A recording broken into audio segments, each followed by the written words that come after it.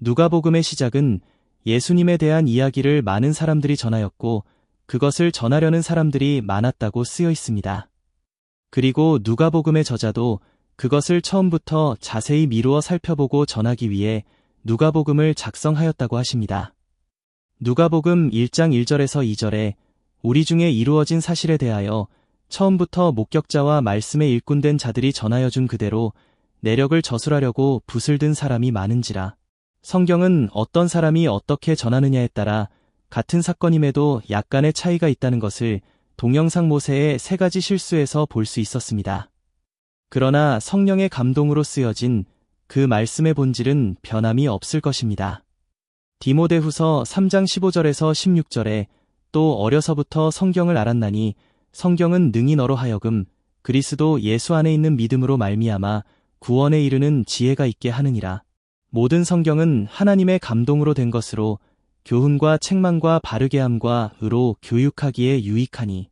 이번 영상에서는 향유 옥합을 예수님께 헌신한 여인에 관한 사복음서 내용의 공통점과 차이점을 살펴보며 그 여인을 통해 성경에서 말씀하시고자 하는 진정한 의미를 여러분과 함께 나눠보려 합니다.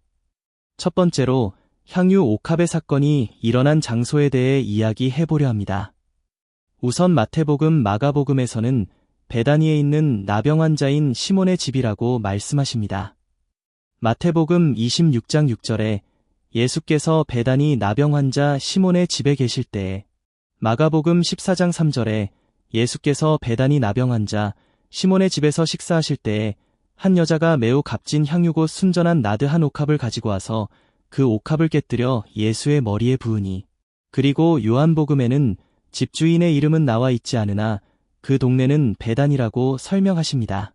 요한복음 12장 1절에 유월절 엿새 전에 예수께서 베다니에 이르시니 이곳은 예수께서 죽은 자 가운데서 살리신 나사로가 있는 곳이라. 그런데 다른 복음서와 내용이 전혀 달라 보이는 누가복음에서는 그 사건의 장소가 어디인지 나와 있지 않으나 그 집 주인의 이름이 다른 복음서와 동일함을 보여주십니다. 누가복음 7장 36절에 한 바리새인이 예수께 자기와 함께 잡수시기를 청하니 이에 바리새인의 집에 들어가 앉으셨을 때에, 누가복음 7장 40절에 예수께서 대답하여 이르시되 시몬아 내가 내게 이를 말이 있다 하시니 그가 이르되 선생님 말씀하소서. 누가복음 7장 44절에 그 여자를 돌아보시며 시몬에게 이르시되 이 여자를 보느냐 내가 내 집에 들어올 때 너는 내게 발 씻을 물도 주지 아니하였으되 이 여자는 눈물로 내 발을 적시고 그 머리털로 닦았으며. 만약 위 성경 구절이 동일한 내용이라고 가정한다면 이 향유 사건이 일어난 시간과 장소는 유월절 엿새 전 베다니에 있는 시몬이라는 문둥병자인 바리새인의 집이라고 가정해볼 수 있을 것입니다. 두 번째로 그 여인이 예수님께 행한 일을 성경을 통해 살펴보려 합니다. 우선 사복음서 중 가장 먼저 쓰여졌다고 알려진 마가복음, 마태복음에서는 그 여인이 향유를 예수님의 머리에 부었다고 하십니다.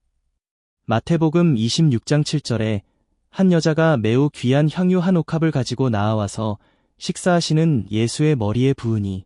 마가복음 14장 3절에 예수께서 베다니 나병 환자 시몬의 집에서 식사하실 때에 한 여자가 매우 값진 향유고 순전한 나드 한 옥합을 가지고 와서 그 옥합을 깨뜨려 예수의 머리에 부으니. 그리고 마가복음과 마태복음보다 조금 뒤에 쓰여진 것으로 알려진 누가복음에서는 그 여인이 눈물로 발을 적시고 젖은 예수님의 발을 자신의 머리털로 닦고 그 닦은 발에 입맞추고 향유를 부었다고 하십니다. 누가복음 7장 38절에서 39절에 예수의 뒤로 그 발 곁에 서서 울며 눈물로 그 발을 적시고 자기 머리털로 닦고 그 발에 입맞추고 향유를 부으니. 더욱이 누가복음에서는 이 여인이 행한 일을 크게 3부분으로 나누어 자세히 설명하십니다. 첫째는 발을 닦은 것입니다. 누가복음 7장 44절에 그 여자를 돌아보시며 시몬에게 이르시되 이 여자를 보느냐 내가 내 집에 들어올 때 너는 내게 발 씻을 물도 주지 아니하였으되 이 여자는 눈물로 내 발을 적시고 그 머리털로 닦았으며. 두 번째는 발에 입 맞춘 것입니다. 누가복음 7장 45절에 너는 내게 입 맞추지 아니하였으되 그는 내가 들어올 때부터 내 발에 입 맞추기를 그치지 아니하였으며. 세 번째는 향유를 부은 것입니다. 누가복음 7장 46절에 너는 내 머리에 감람유도 붓지 아니하였으되 그는 향유를 내 발에 부었느니라. 이 구절은 예수님의 머리에 향유를 부었다고 해도 문맥상으로 아무런 이상이 없어 보입니다.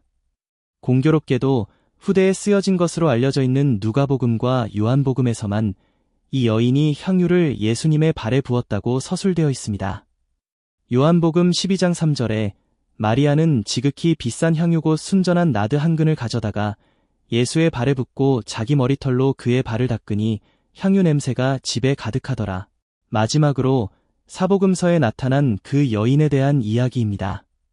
가장 먼저 쓰여진 것으로 알려진 마가복음과 마태복음에서는 그 여인의 이름은 나와 있지 않지만 예수님께서 그 여인이 행한 일을 복음이 전파되는 곳에서 진실로 기억되리라 하십니다.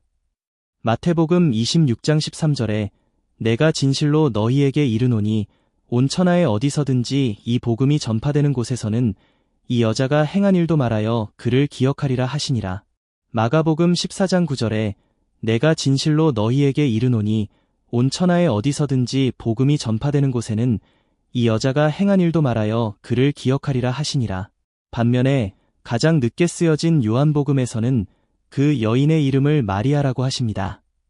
의도한 것은 아니었겠지만 요한복음의 저자는 나사로를 언급하고 마르다가 그 잔치에서 일을 하고 다음 구절에 마리아라는 이름의 여인이 향유를 예수님의 발에 부음으로 꼭 마르다의 동생 마리아를 연상하게 합니다. 요한복음 12장 2절에서 3절에 거기에 예수를 위하여 잔치할세 마르다는 일을 하고 나사로는 예수와 함께 앉은 자중에 있더라. 마리아는 지극히 비싼 향유 곧 순전한 나드 한 근을 가져다가 예수의 발에 붓고 자기 머리털로 그의 발을 닦으니 향유 냄새가 집에 가득하더라. 그렇지만 우리는 그 집이 베다니에 있는 시몬의 집인 것을 이미 알고 있습니다. 더욱이 요한복음 11장 2절에는 누군가 꼭 끼워 맞춘 것 같이 12장에서 일어날 일을 미리 알고 설명하고 있습니다. 요한복음 11장 2절에 이 마리아는 향유를 주께 붓고 머리털로 주의 발을 닦던 자여 병든 나사로는 그의 오라버니더라. 그 뚜렷한 이유를 알 수는 없지만 요한복음 11장 2절 내용은 괄호가 쳐져 있음을 성경에서 확인할 수 있습니다. 또한 누가복음 10장 40절에 마르다가 예수님께 불평을 털어놓는 장면을 생각하면 과연 마르다의 동생 마리아가 그런 헌신적인 캐릭터인지 다시 한번 묵상해보았습니다. 누가복음의 저자는 이 향유 부은 여인의 행동을 사복음서의 어떤 저자들보다 더욱 자세히 설명하고 있습니다. 또한 누가복음의 저자는 예수님이 바리새인의 집에 계시다는 소문을 알고 그 여인이 찾아왔다고 하십니다. 그 사랑함이 얼마나 컸으면 많은 남자들로 둘러싸인 장소에 가서 예수님의 등 뒤 바닥에서 눈물로 예수님의 발을 씻기고 그 발에 입맞추고 예수님께 비싼 향유를 드렸을까요? 그런 그녀를 예수님께서는 그녀의 사랑함이 많기 때문이라고 하십니다. 누가복음 7장 47절에 이러므로 내가 내게 말하노니 그의 많은 죄가 사하여졌도다. 이는 그의 사랑함이 많음이라. 사함을 받은 일이 적은 자는 적게 사랑하느니라. 그런데 그런 캐릭터에 딱 맞아떨어지고 이름도 똑같은 여인이 이어지는 누가복음 8장 1절에서 3절에 우연하게 바로 등장합니다. 누가복음 8장 1절에서 3절에 그 후에 예수께서 각 성과 마을에 두루 다니시며 하나님의 나라를 선포하시며 그 복음을 전하실새 12 제자가 함께하였고 또한 악귀를 쫓아내심과 병 고침을 받은 어떤 여자들 곧 7 귀신이 나간 자 막달라인이라 하는 마리아와 헤로데 청지기 구사의 아내 요한나와 수산나와 다른 여러 여자가 함께하여 자기들의 소유로 그들을 섬기더라. 이때부터 이 막달라 마리아는 마태복음과 마가복음에서 예수님께서 말씀하셨듯이 복음의 장소마다 언급되었고 그녀의 이름은 다른 어떤 여인들의 이름보다 심지어 예수님의 어머니보다도 먼저 나오는 것을 성경에서 살펴볼 수 있습니다. 즉 복음을 전하러 다니실 때에도 예수님이 우리 죄를 위해 십자가에 못 박히실 때에도 사망의 육신으로 무덤에 들어가실 때에도 안식일 후 첫 새벽 부활의 무덤에서도 그 무덤에서 부활의 예수님을 처음 만날 때에도 그 부활의 기쁜 소식을 제자들에게 처음 전할 때에도 이 막달라 마리아는 그곳에 있었고 그녀의 이름은 가장 먼저 등장합니다. 이 부분들을 자세히 살펴보면 우선 예수님이 십자가에 못 박히실 때 대부분의 제자들은 도망갔으나 그녀는 그 자리를 지켰습니다. 마태복음 27장 55절에서 56절에 예수를 섬기며 갈릴리에서부터 따라온 많은 여자가 거기 있어 멀리서 바라보고 있으니 그 중에는 막달라 마리아와 또 야고보와 요셉의 어머니 마리아와 또 세베대의 아들들의 어머니도 있더라. 마가복음 15장 40절에 멀리서 바라보는 여자들도 있었는데 그 중에 막달라 마리아와 또 작은 야고보와 요셉의 어머니 마리아와 또 살로메가 있었으니 누가복음 23장 49절에 예수를 아는 자들과 갈릴리로부터 따라온 여자들도 다 멀리 서서 이 일을 보니라. 요한복음 19장 25절에 예수의 십자가 곁에는 그 어머니와 이모와 그로바의 아내 마리아와 막달라 마리아가 섰는지라. 또한 예수님이 사망의 몸으로 새 무덤에 들어가실 때에도 그녀의 이름은 제일 처음 언급되어집니다. 마태복음 27장 61절에 거기 막달라 마리아와 다른 마리아가 무덤을 향하여 앉았더라. 마가복음 15장 47절에 막달라 마리아와 요셉의 어머니 마리아가 예수 둔 곳을 보더라. 누가복음 23장 55절에서 56절에 갈릴리에서 예수와 함께 온 여자들이 뒤를 따라 그 무덤과 그의 시체를 어떻게 두었는지를 보고 돌아가 향품과 향유를 준비하더라.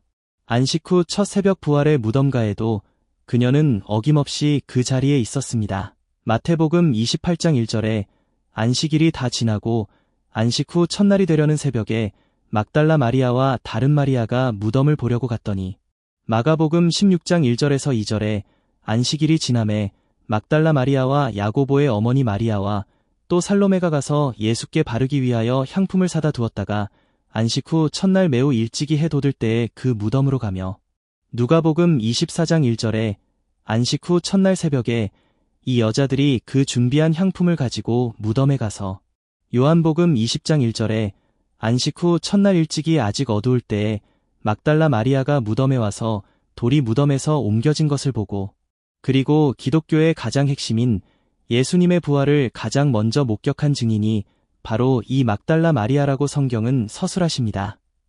마가복음 16장 9절에 예수께서 안식 후 첫날 이른 아침에 살아나신 후 전에 7 귀신을 쫓아내어 주신 막달라 마리아에게 먼저 보이시니 요한복음 20장 14절에서 15절에 이 말을 하고 뒤로 돌이켜 예수께서 서 계신 것을 보았으나 예수이신 줄은 알지 못하더라.